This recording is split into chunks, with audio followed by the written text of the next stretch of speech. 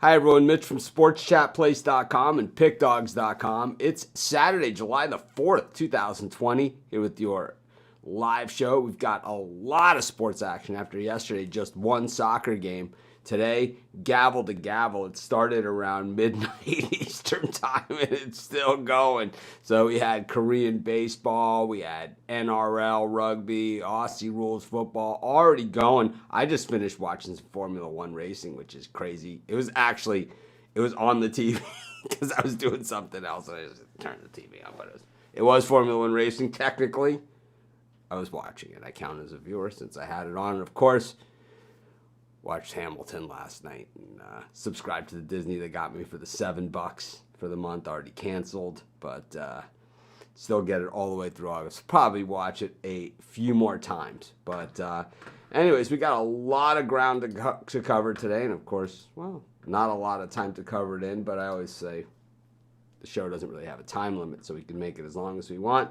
Speaking of no time limits, bring in Steve Monahan. Steve, celebrating the anniversary of Dave Righetti's 4th of July no-hitter at Yankee Stadium, striking out Wade Boggs on 3 pitches to end the game. Never forget it. And I'll tell you what, Yankee fans, when they go to Fenway Park, are still talking about striking Wade Boggs out on 3 pitches to end the no-hitter.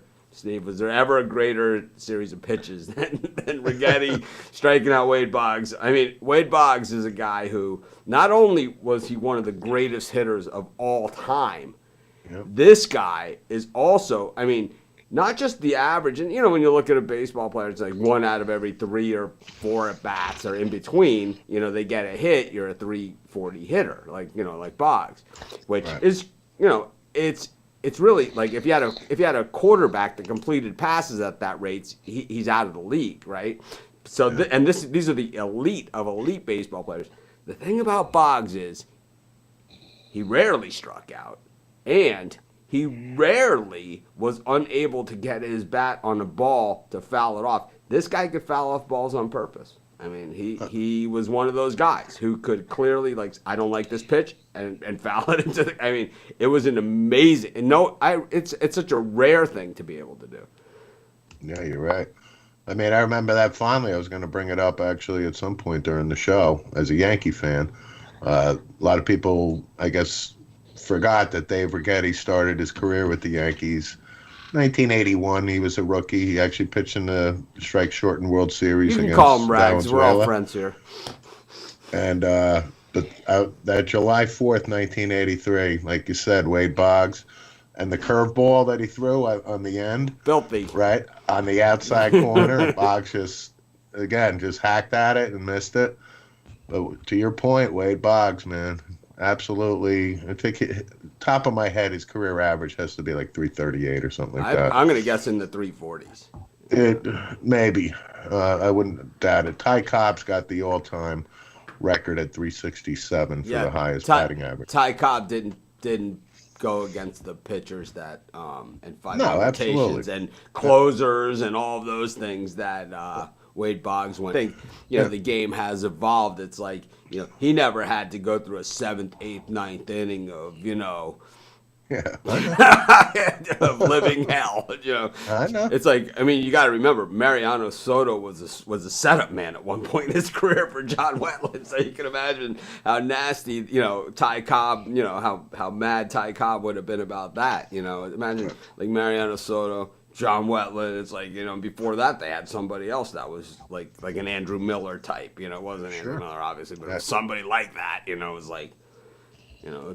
Those guys never had to face that sort of thing. So, it's sort of, the game has changed and it's July 4th and they're not playing baseball. So that's stark too. It's another smack of reality. In the news, 31 players have tested positive for Major League Baseball for the first initial testing. I don't think that's overly a big number, I would say, with the amount of players out there. Wade Boggs, 328 career average, but a .415 on base percentage. Okay. And again, Wade Boggs played, maybe 3 years. He got the 3,000 hits. I'll give him credit. World Series champ with the Yanks in '96.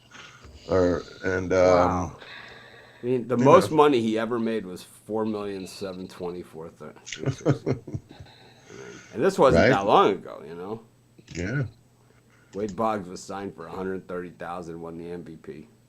yeah. The chicken man. Always ate chicken before a game.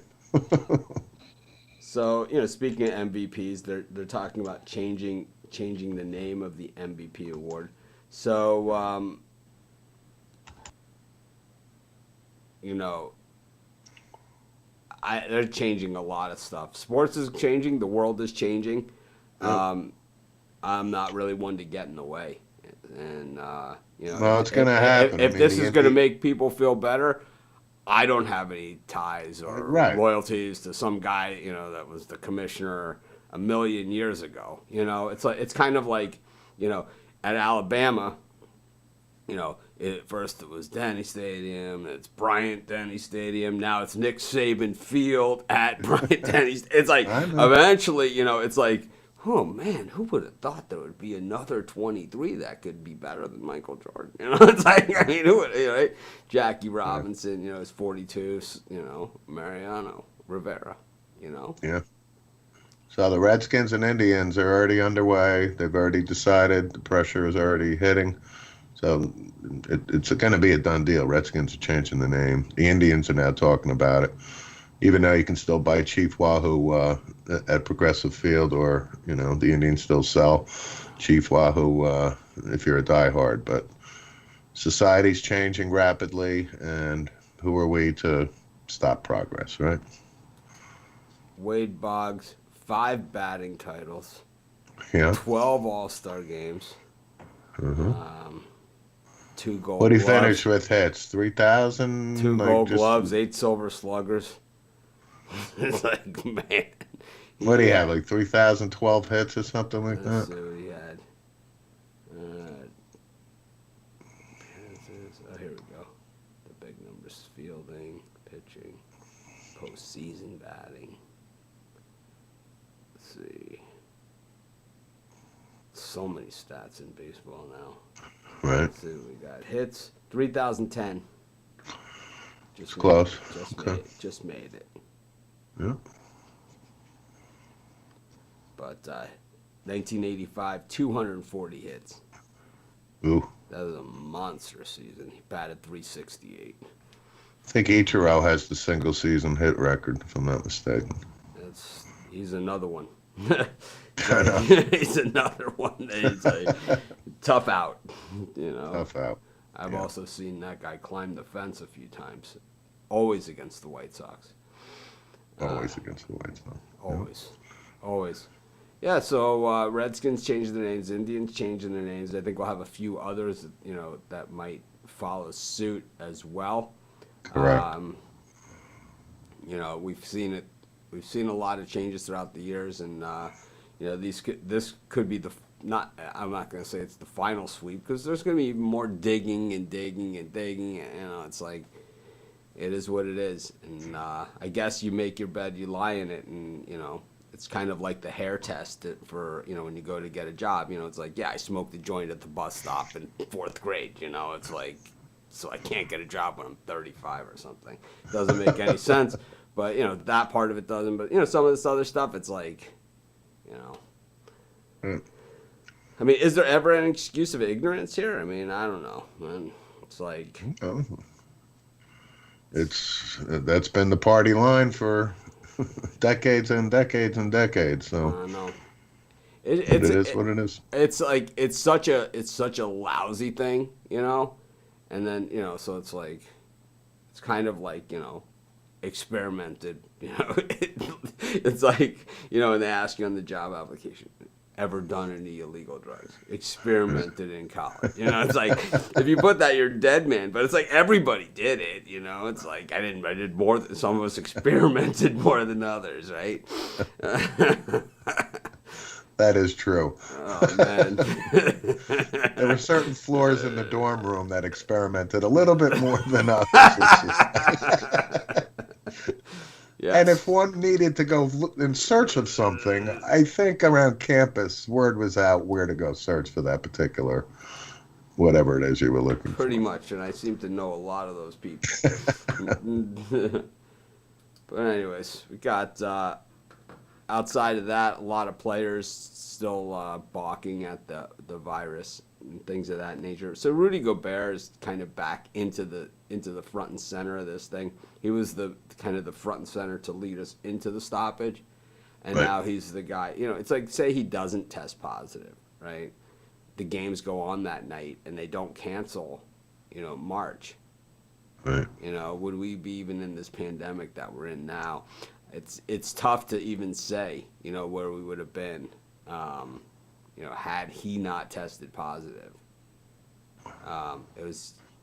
It's tough to say, but I think also at a certain point, maybe him testing positive saved a lot of lives and saved a lot of, you know, I mean, can you imagine full stadiums and airplanes full of people with the virus peaking, you know, and people not knowing about it?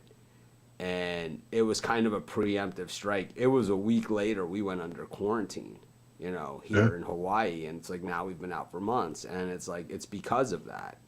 So, Right. you know, the death threats, all that other stuff, I think, you know, kind of like my Lance Armstrong stuff. Yeah, he's an idiot, but you kind of got to look at a lot of the positives that came out of it too.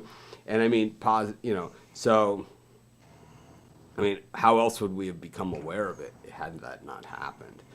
Yeah, that's valid. I'm still concerned now that you know, Corona's going to affect the sports. I really do.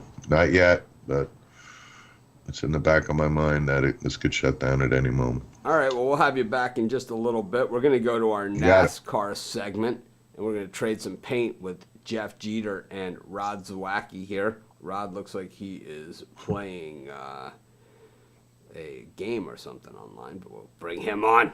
There he is. Rod, Jeff Jeter with the Tennessee flag in the background, not a Confederate flag. It's orange. He's got a lousy camera.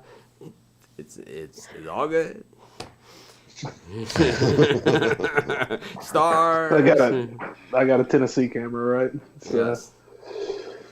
all right. Well, head to Indy today for the Xfinity Series.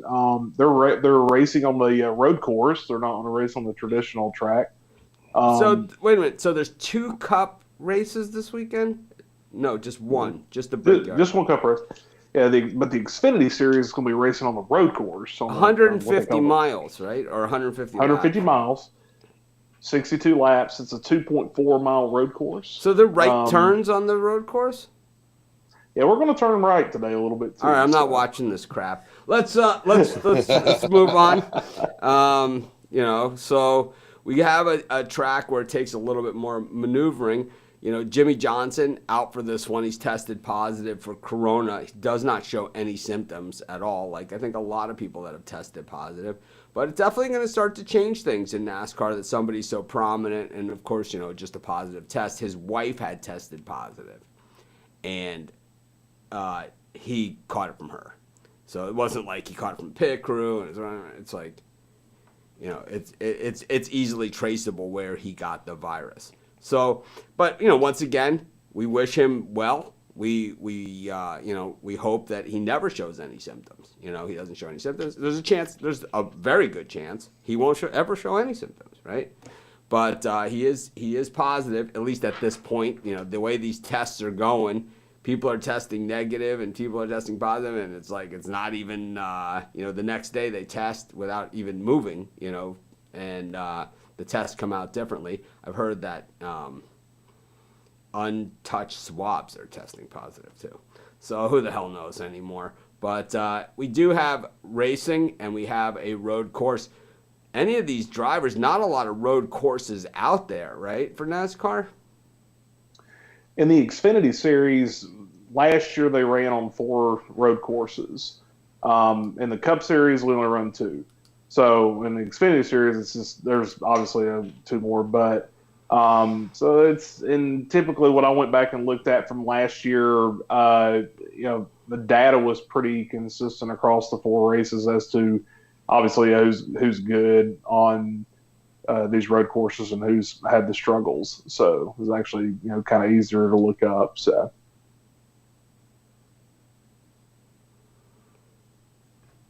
So who are the guys that we know can really handle the road course? Is it the same cast of characters that are good on the oval, or are there guys that are kind of specialists at this sort of situation? Because most sports seem to have a specialist, when it comes to the off things that aren't the normal, kind of like you have horses that can run in the mud. You got horses that can, run in certain conditions. And I'm going to guess in NASCAR, there are certain guys that you get to the road course, a little bit slower race, right? It's not just a foot on the gas and, thing. I mean, these are tough. It's a much tougher race.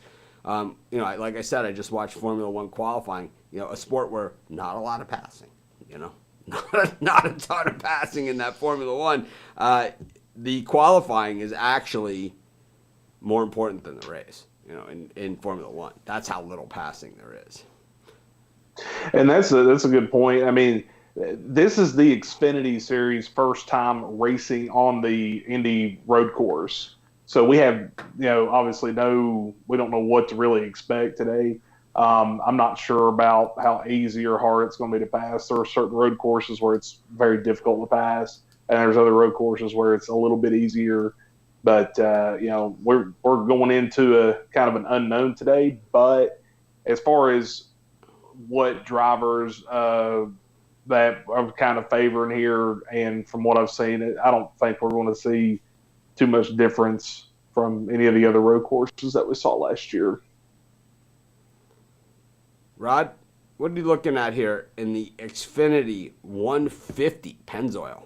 Pennzoil is a traditional NASCAR sponsor here. You want to talk about the traditional old school guys. This ain't Skittles. This is Pennzoil. These guys have probably been sponsoring NASCAR since forever, right? Since there was NASCAR. For a long time. Since there's been NASCAR sponsors, I'm going to guess that Pennzoil, STP are some of the original guys. They're up there with Chevy, and Ford. And for me, I'm taking two guys on this Xfinity race. Definitely with these two drivers like the road course. So first, I'm going to take Austin Cindric. He is the favorite. He is favored for a reason. Here's your road course specialist. He excels at the road course. I'm going to take Austin Cindric at plus 140.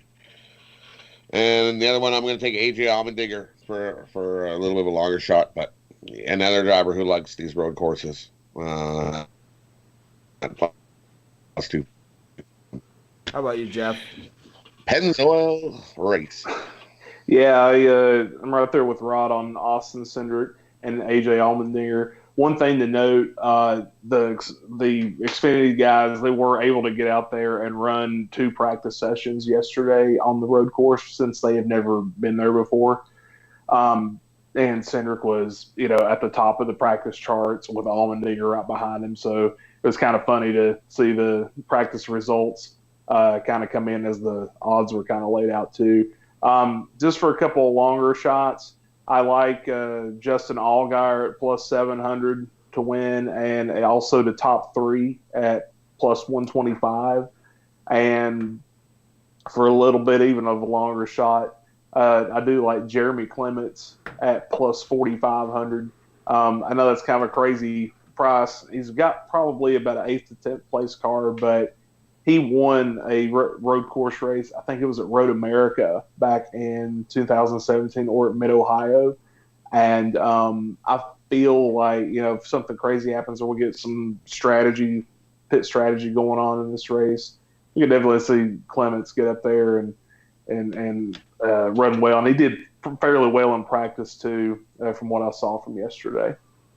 All right, so to me, it's not really a road race without Jackie Stewart doing the commentary and just only saying the word Emerson Fittipaldi about 16 times every minute. It's to me, that's what I grew up with. Emerson Fittipaldi. It's I don't know. The guy wasn't even in the race. Anyways, so that's where we sit with NASCAR. Any other notes for looking ahead for this race or for an early look at tomorrow? Just one matchup I do like. I do like Justin Haley at -115 over Noah Gragson today. Haley was both practice sessions. He was top 5 in his runs. And other than that, yeah, just to add on the Jimmy Johnson news, obviously not racing tomorrow. I guess most important thing is that they caught it, and from what I heard, I think one crew member that is on the travel part or with the team, I think tested positive, but they've got those guys out of quarantine, so it's not going to affect anybody else in the garage area. That was like the most important thing. So I'm glad they caught it when they did, because if it would have spread, it could have put NASCAR on hold, just like kind of like what we were talking about with Rudy Gobert and the NBA just a few minutes ago. So I just have to ask. I just have to ask, with the Tennessee flag flying. Well, Rod, do you have anything else to add? I got a question. No, that's good. All right. Well, the Tennessee flag flying in the background there. Best vol of all time for college for football. Oof.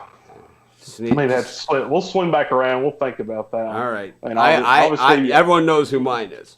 It's like mine. First name starts with an R. Second last name starts with a W.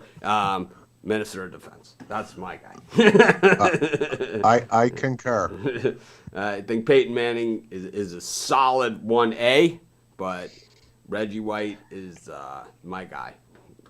Pretty much. I'll think about it, and I'll think about a non-Peyton Manning player. How about that? I'll tell you what, the Vol team that beat us in the Sugar when we had a chance in one of our 6 national championship game losses through the decade of dominance was pretty damn good too. That team that came out, Michael Irvin scored a touchdown like first drive. It was like, here we go, off to the races, and then 5 Testaverde interceptions later. We don't win the national championship again. Was that 85? I think.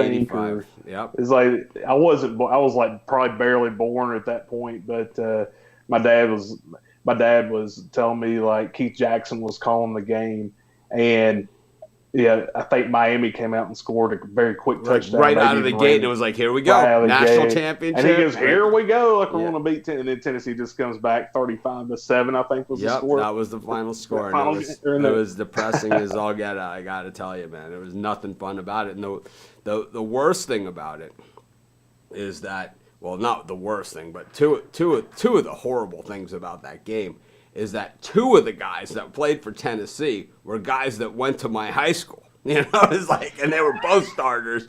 And one was Kelly Ziegler, who was the captain of the defense, and the other one was Fuad Revez, the kicker. And Fuad played in the NFL for years, but 2 of the guys on that team, were guys from our own backyard. Let me bring in Ruffalo. We're gonna go with the Puck Dogs here and some soccer and other news. Guys, before we get started on the soccer, welcome, Chris. You.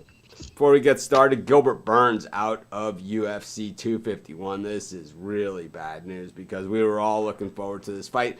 Thought it was a little early on the back-to-back. No specifics on why he's out, but it sure sounds like he's got COVID. He had reported he had the virus as well, so he tested positive before he got to Fight Island, which is good. Yeah, he's devastated by this. I don't know if he shows symptoms or if he doesn't show symptoms. He said he's not feeling well. Is part of it, but I'm gonna guess he's gonna pull through. He's probably in pretty good shape. A friend of mine who I surf with is MMA guy, and he's I don't think he's got an ounce of fat on his body. So I'm gonna guess he's gonna be fine. And then maybe this is a match that we look forward to in a few months, maybe in the fall when the NFL is kicking off, when they have kind of those NFL like college football Saturdays, and then the UFC card at night. Those are the best ones, right? Yeah. And that's what we're looking forward to. But Actually, I think it's good that we're Hector, going to give it a card Hector that can sort of Rodriguez, stand on its own. Hector Rodriguez believes that you guys should hit every single parlay. That you guys are just not focused, man. So, Hector, it's not like you. He's mad. Anyways, let's get to today's soccer action. Football, for those of you not in the United States. We got Premier League, we got the Bundesliga, we got a bunch of other stuff going on. What are you guys looking at out of the gate? Chris, how many games are you looking at? It's a pretty big card today after just one game yesterday. How many games are you looking at today? I'm sticking to 3. How about you, Rod? I'm going with 6 overs. I would have Over gone. unders. The over/under on Zawacki picks was 5. It was solid over to the 6. And Rod, why don't you start us out with a couple picks here? Okay, I'll give you the first 4. All these first 4 are in the Serie A. The first one, all these games I'm taking here are all going to be over the total, is what I'm taking. Sassuolo versus Lecce, over 2.5 goals. Juventus versus Torino, over 2.5 versus at Atlanta, over 2.5 goals. Lazio versus AC Milan, over 1.5 goals. All right, that's good. Chris has got picks. We're gonna mix it. Okay. We're gonna mix it in a little bit. You can maybe give a little detail as to why you like this. These picks usually helps. Chris, go ahead. For my first one, the hook comes out of the side of the screen. My first one, I'm taking the German Super Cup today, the final. Bayern Munich to win and both teams to score against Bayer Leverkusen. Munich's just a better team. They've won 21 of their last 22 games, and I think they beat Bayer Leverkusen here, but these two teams, when they play each other, have a history of both teams getting on the board. So I'll go Bayern Munich to win and both teams to score at plus 130. My friend Pete Kelly is the guy on the Jerry Springer show who breaks up the fights. Yeah, he's like this big guy. He's like he also works with the fighters and as well, and he's the UFC guys and everything like that. He's his bodyguard, but he lives out here now. He surfs with us, but it's funny. If you Google on YouTube Pete Kelly Springer fights, it's like he's that guy that breaks it up all the time. Go ahead, Rod. All right. The reason I took those first 4 over is because Syria has been scoring at such a rapid pace. These games have been going over, and over 2.5 is a little lower. So you're looking at about a minus 200, minus 220. That's why this is a 16 parlay of what I would call almost. I really like these overs. That's why I'm parlaying a bunch together. That's why it's a 16 parlay. We're getting a lot of comments here about a parlay that you guys lost. I didn't realize that the expectation is to hit every single parlay that you give out. I think if you hit one a week, right, it pretty much covers for 2 weeks worth of what the parlays you guys have been giving. But that's parlay betting. You're certainly not gonna win them all. Especially with soccer. I mean, I'm not gonna sit here and spend any more time justifying losing a parlay. It's still alive It's like today. ridiculous. Anyways, The last 2 in the EPL, I'm taking Arsenal just the versus 2-team Wolverhampton, parlay. The odds in 2-team over parlay 1.5. 2.6 to 1. Chelsea versus Watford, over 1.5. You parlay those 6 overs over together, and you get a plus 698. And for my for my last two, I'm gonna stick with that Chelsea-Watford game. I'm gonna go Chelsea with the -1 handicap. I just think they're the better team. They want to bounce back from getting shocked by West Ham midweek, so I'll take Chelsea -1 against Watford. And my last one, I'm gonna go to the La Liga. Valladolid against Alaves. I think this is a draw all the way. 0-0, 1-1. Either way you slice, I think it's a tie at the end. So I'll take Valladolid and Alaves draw at +175. Parlay that with Chelsea -1 against Watford, and Bayern Munich to win in both teams to score against Leverkusen should be +980. All right. We all good, Rod? Yeah, I'm good. If you would have followed yesterday's birdcage, it's still alive for today. So whatever. We don't need to just. It's a joke. That He's complaining about. Yeah, it's a joke. Yeah. If the guys are on this one, I see all the comments because I have a screen that aggregates the comments. But if these guys are on the different social media stuff, if they're on the YouTube channel, the thing is we're on several YouTube channels and we're on several Facebook pages and several stuff and Periscope and all that other stuff. That if the guys are tuned into that, then obviously they see the comments like everybody else. If not, they only see the comments when they go up on the screen. If they're watching it. If they're watching the broadcast, and I don't really know their setups. I only complain about the camera, the lighting, and the sound. So that's your answer. Anyways, bring everybody back in.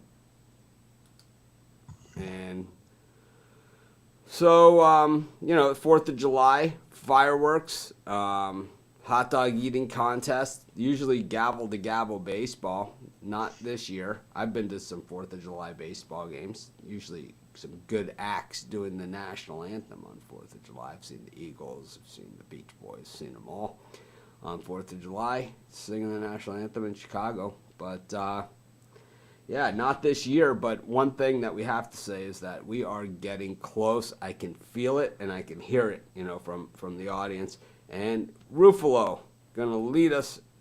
Ooh, that is not Ruffalo. That is Jeter.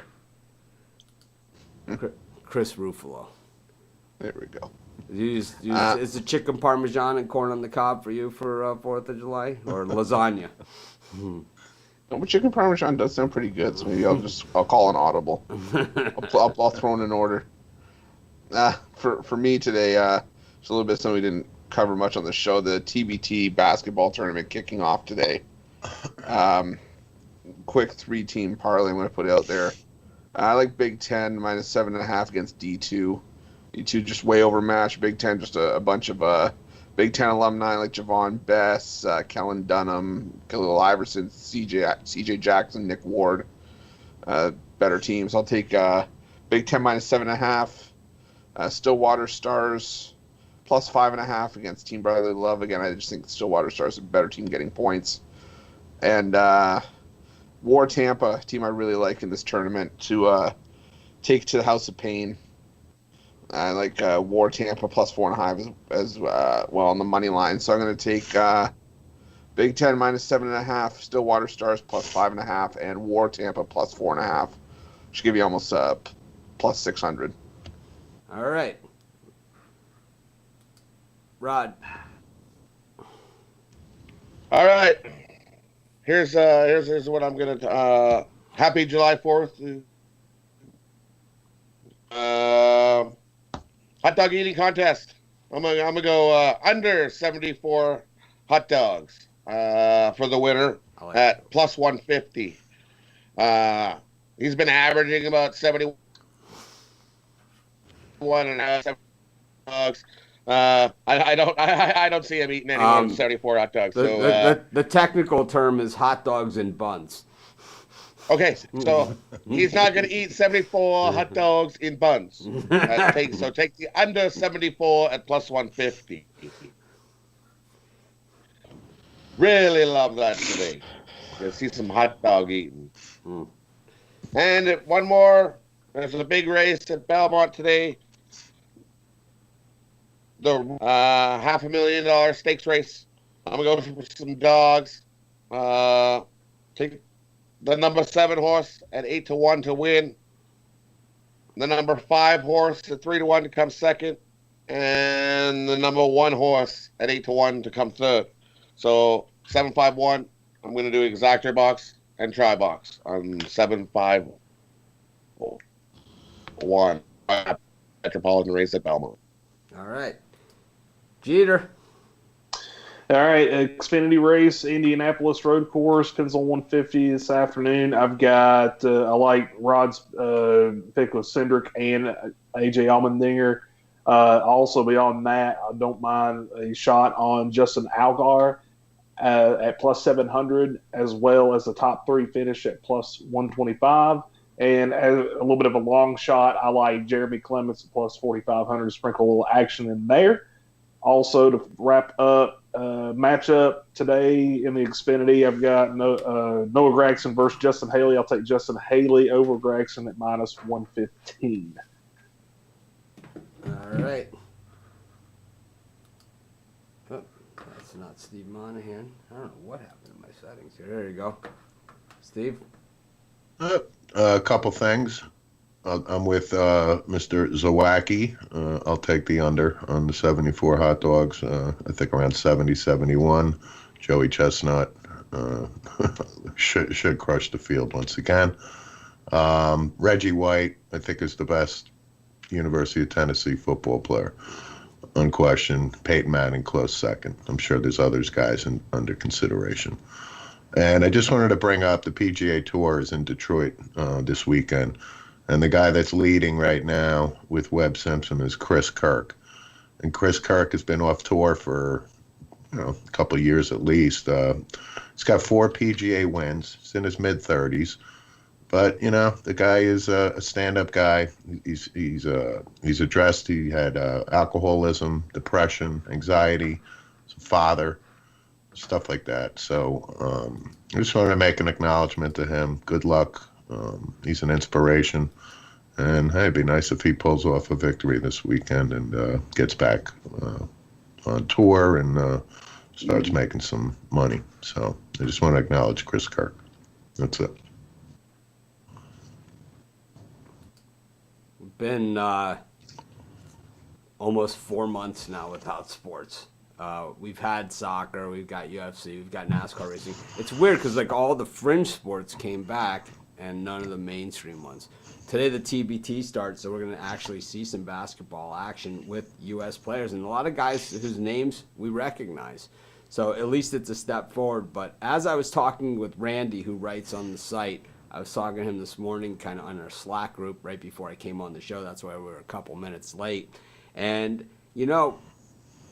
the silver lining here is this is going to be the best August of sports of all time. It's not just going to be a great August and not just going to be great to be back.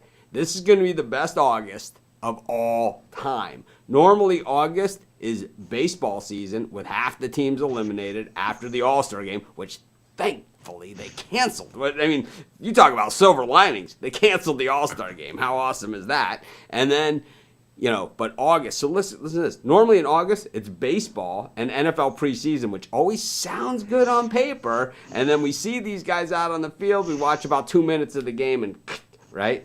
That's basically what preseason is. But instead of that, right, we only have 2 preseason games, another win, right, and 2 preseason games instead of 4 preseason games. So we're actually probably going to see some real players in the preseason games, in more meaningful minutes, right? So we're going to that's a silver lining. We're going to have NBA, NHL, and baseball and preseason football leading into Labor Day weekend with college football. It's going to be the best August of sports in history. You guys know if they held the Olympics across the street from my house, I wouldn't show up. But for this stuff, you know where I'll be, front and center. Yeah, I've already adjusted my tee times down at the golf course and told them, sorry, guys, can't play on these days, and it's going to be earlier on these days. But I'm really, really excited for it. And, here we are, July 4th, and, there's been a lot of really positive things that have come out of the virus, outside of, all of the negative. But it's like, man, being grateful for all those things that we took for granted, right? And now we've all been out of the house for a little bit. And, so it's kind of like maybe even that's waning a little bit. But we never, during the 6 weeks that we had of quarantine, initially, I never felt as grateful for just being able to go out and play golf, or being able to go down to the beach and walk the dog or something. And it certainly has brought all that kind of stuff back into focus. But with that being said, I'm ready for some sports, man. Some real sports, not the stuff that we've had. Anyways, we've got the whole crew back, and of course, happy and safe 4th of July to everyone. Hopefully, goes off without a hitch as normal. I guess most cities aren't having fireworks displays. We generally don't have one anyways, so we're not really missing anything. Well, New York City with the Macy's, there's going to be like 5 locations that they'll be on the barge in the river, so nobody knows where it will be. So the point is it's stopping the gathering of people that normally would stand there and watch. So Macy's first. Yeah, the Macy's, New York is the signature. So 5. Wait a minute. 5 locations. Nobody knows where the fireworks are going to be. So if fireworks happens, right, and nobody's watching, was there fireworks? I mean, what is there going to be? What's the point of this? It's like, let's blow some shit up anyway. Is that what this is? Hey, we already paid for it. we gotta blow this. Yeah. It's not going to hold until next year. We got to blow some shit up. Pretty much. Cheater's like, those guys are my neighbors. My neighbors do the same. Oh my gosh, everybody's been shooting them off around here, but that's to Steve's point. That's what they're doing here in town. They're doing simultaneous shows. So we got 2 shows that'll be going on, and one downtown and one over here near the high school. So they kind of keep people from gathering and. So a big group. When I lived in Chicago, we were on the 33rd floor, but the first floor was actually 6 stories high already. So we were almost 40 floors up, and you could see all the way out into the suburbs, all of the fireworks displays, and just everywhere across, all of Chicagoland. And I'll tell you what, I still don't miss Chicago that much, especially around December and January and February. But anyways, it's good seeing everyone as always. I can't wait to really start giving out picks and hitting it hard, doing the bird cages myself and my money line underdog parlays. Like I said, I'm gonna try and start doing videos. I don't know enough about the TBT. I researched it. I know our guys have picks on it, but I didn't want to just regurgitate what they've already said. But anyways, if you have picks and stuff, please don't send them to me by direct message with the ticket. I do not care, man. Post them in the Facebook group, especially if they're soccer picks or something. It's like, it's like, I don't understand it. It's like I get these instant messages all the time. It's like, here's my ticket, here's my pick. It's like, and I always have the same exact answer. Why are you sending me this? It's like, what do you want me to do? I have no idea. All right, man. Hopefully you guys enjoyed Hamilton last night. I know Ruffalo's got it playing on a loop. What was your favorite part? You guys watched it. I know you did. Nope. No? It's awesome, man. I will say not yet. I will say frickin' awesome. I saw it on Broadway. Not as good as live. Not even close. But it was still better than 99.9% of the crap that's on out there. And, even if you don't like I'm not a Broadway play guy, right? I do once or twice a year. I go with my wife to a play or show of some kind. Lately, I've been finding a good comedian, and, would count that. Right? Or like Hall & Oates or something when they're playing in Vegas, It's like something like that, or James Taylor. Little Don Ho. No, James Taylor, or, someone like that where every song, right? It's, something like that. But, yeah, I've been to a bunch of plays over the years, and I have to say that Hamilton, easily one of the more tolerable ones. I've seen some hideous ones, but the ones like if you are like one of these like you watch football all day, you suck it up, you go to the play. Hamilton definitely on the top of the list. Book of Mormon, and Wicked too for any tourists coming to New York City down the road if they go to Broadway. Yeah. Wicked is really good. Yeah, Wicked is kind of like it's been around the block a few times. I know, it was weird in Chicago. The Broadway plays, they start in Chicago before they play on Broadway. It's kind of like they play for 5 weeks in Chicago, then they go to New York, and then they do the national tour plays as well. But I don't know. I just don't think there's anything like if you have to go see a play like on Broadway. It's just a different experience than anywhere else. It just is. It's nothing. It is. Anyways, have a great day, everyone. Enjoy the hot dogs. I gotta say, it kind of makes you not want to eat watching the hot dog thing. Anyways, have a great day, everyone. We'll see you later. My over/under's 5 for today. I like. By the way, I know everyone's all over the under in the hot dog eating contest. I like the over. I think Chestnut's got a point to prove. He's only got X amount of these things left in him, and also he's feeling a little. There is a little pressure out there. You can't just keep sliding along. All right, I'm gonna go with the over. I know it's way against what everybody else is saying, which makes me feel better about it. All right, have a great day.